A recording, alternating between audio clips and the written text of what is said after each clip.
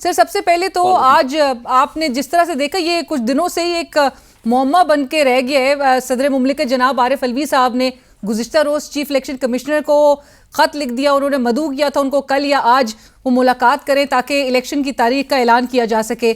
आज chief election commissioner साहब ने बज़रिया ख़त उनके ख़त का जवाब दिया है, लेकिन साथ साथ उन्होंने ये भी कहा कि इलेक्शन एक्ट के सेक्शन 57 में तरमीम से पहले तो सदर साहब के पास इख्तियार था, लेकिन तरमीम के बाद ये इख्तियार अब कमीशन को मिल गया है कि वो इलेक्शन की तारीख का ऐलान करे।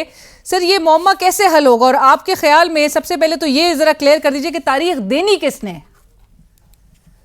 देखें, बात ये है कि जब असम्बली डिसॉल्व होती है ना, एक सिलसिला ऐसा था कि ये 2010 से पहले, जबकि 18th अमेंडमेंट से पहले 58(2)B जो है ना वो कॉन्स्टिट्यूशन में थी और असम्बली के डिसॉल्व करने के लिए। याद होगा गुलाम इसहाक खान ने कौन सी असम्बलियाँ डिसॉल्व की और बहुत से लोगों ने क्या किया।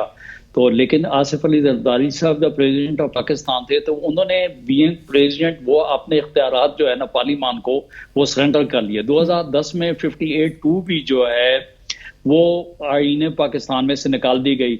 अब असम्बली को डिसॉल्व करने का जो प्रोसीजर है वो आर्टिकल 48 जो है विद इन ब्रैकेट 5 जो है उसके अंदर शिक के अंदर डाल दिया गया कि क्या तरीका कार होगा। तो उसमें असम्बली डेफिनेटली वैसे ही डिसॉल्व होगी कि प्राइम मिनिस्टर एडवाइस करेगा और प्रेसिडेंट असम्बली को डिसॉल्व करेगा।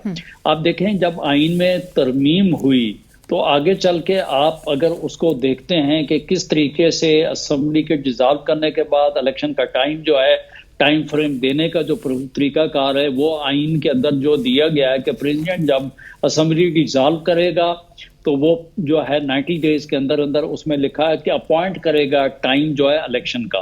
तो मैं गुजारिश ये करूंगा कि जिस तरीके से लोग जो है बहुत दफा ताबीर तशरीह हर एक की अपनी अपनी होती है, और प्रेसिडेंट साहब ने तो आज लास्ट सेक्रेटरी साहब से भी एडवाइस मांग लिया। ईवान सदर में एक जो है रिटायर्ड जस्टिस साहब बैठे हुए हैं। डेफिनेटली मैं समझता हूँ कि इतना बड़ा रुतबा है तो उन्होंने जो कुछ भी आईने पाकिस्तान बाज दफा तो खैर वो जो कि डॉक्टर साहब नहीं देखते हैं, जिस तरीके से पिछले दोनों उन्होंने बिल्स भेजने के लिए आईने पाकिस्तान को नहीं देखा, उनकी जिम्मेदारी क्या। लेकिन इसके मुताबिक मैं ये कहूंगा कि असम्बली डिसॉल्व जैसे ही प्रेसिडेंट साहब करते हैं तो उनको टाइम जो है 90 डेज का टाइम उनको अपॉइंट करने का बाकी रह गया।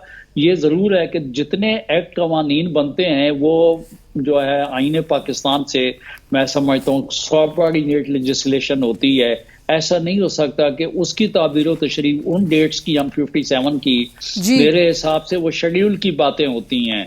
शेड्यूल ऊपर नीचे हो सकता है लेकिन इलेक्शन की डेट जो है इसी जो है वो प्रेसिडेंट ऑफ पाकिस्तान ने देनी है और इलेक्शन को विद इन 90 डे भी होने का है। तो सर अगर इलेक्शन की डेट प्रेसिडेंट साहब, तो फिर प्रेसिडेंट साहब का मौक़िफ़ तो फिर दुरुस्त ही हुआ।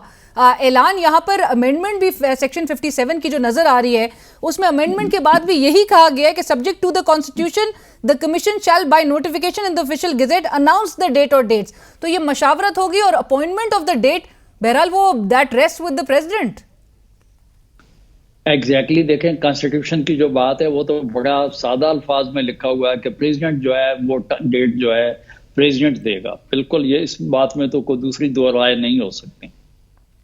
तो सर इसमें आपको लगता है कि कोई इंटेंट भी हो सकती है कि जबरदस्ती मामला उलझाया जा रहा है, ऑल्दो कि बड़ा सादा सा है।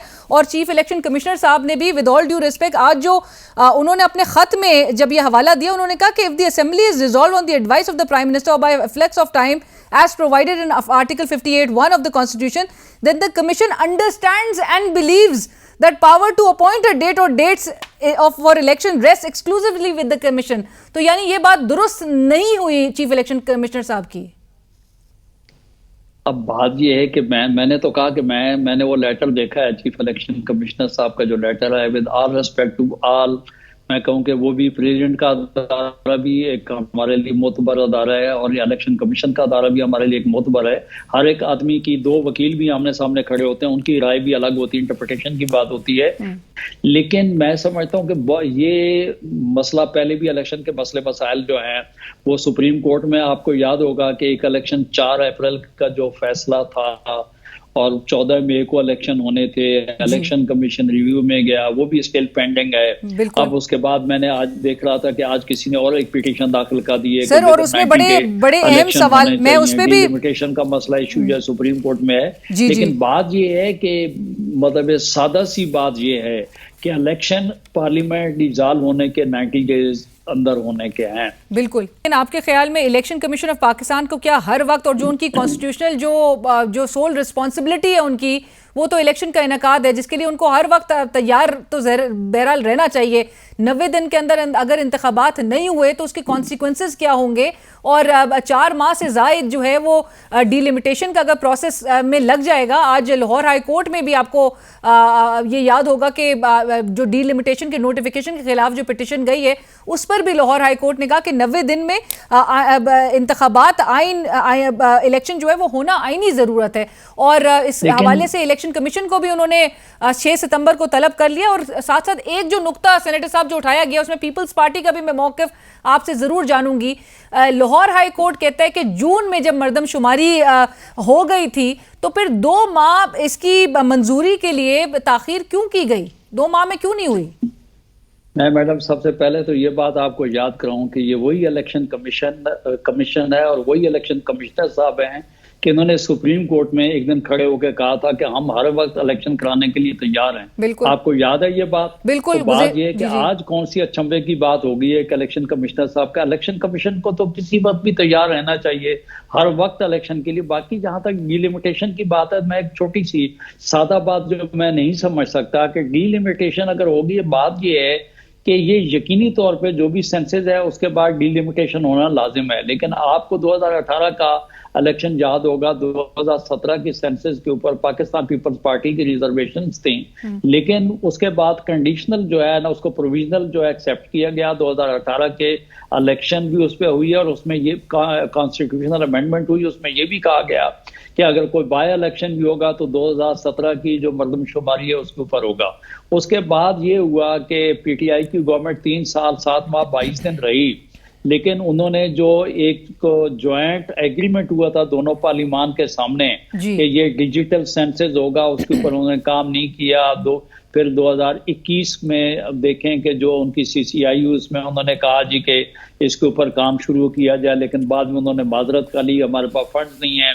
फिर 2022 में मार्च में जो CCIU उसमें उन्होंने कहा कि 18 माह के अंदर अंदर जो है ये हल्का बंदियां हो जाएंगी। लेकिन मेरी गुजारिश ये है कि ये मैं दोबारा ये कहने जा रहा हूं कि 90 दिन जो है आईनी तकाजा है, जबकि बाकी जितनी लेजिस्लेशन हैं वो सारे के सारी वो मातहत लेजिस्लेशन है, वो कवानीन है, आइन हमेशा सुप्रीम रहता है।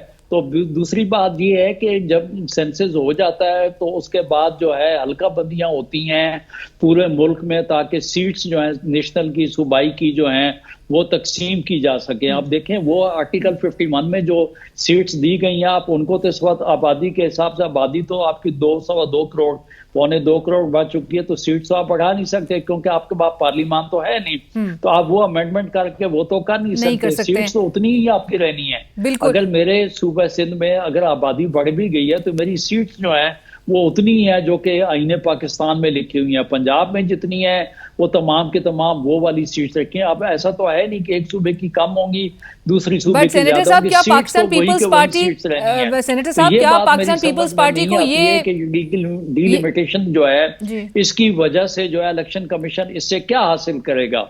ये बात ये है कि अगर है भी सी तो उसका बड़ा आसान तरीका था कि जो आपने, सपोज मैं यहाँ साउथ में बैठा हूँ DHA के इलाके में, मेरा जो हल्का है इसकी आबादी पहले 5 लाख थी, 5.25 भी लाख हो गई है, तो हदबंदी आपने की हुई उसके अंदर उसको रहना चाहिए। या तो आप एट द मोस्ट ये कह सकते हैं कि सूबे के अंदर जो वोट हैं उनको उनकी सीटों के ऊपर तकसीम कर लें, नेशनल असेंबली के ऊपर तकसीम करके। तो ये तो कोई इतना डिफिकल्ट टास्क नहीं है जिसको आप वो इतना कर लेंगे, इतना टाइम फ्रेम लेंगे। क्योंकि डीलिमिटेशन का जो प्रोसेस है ना वो 120 डेज का जरूर है, लेकिन ये वो टाइम नहीं है कि इस वक्त आप जो है इस बात में उलझ कर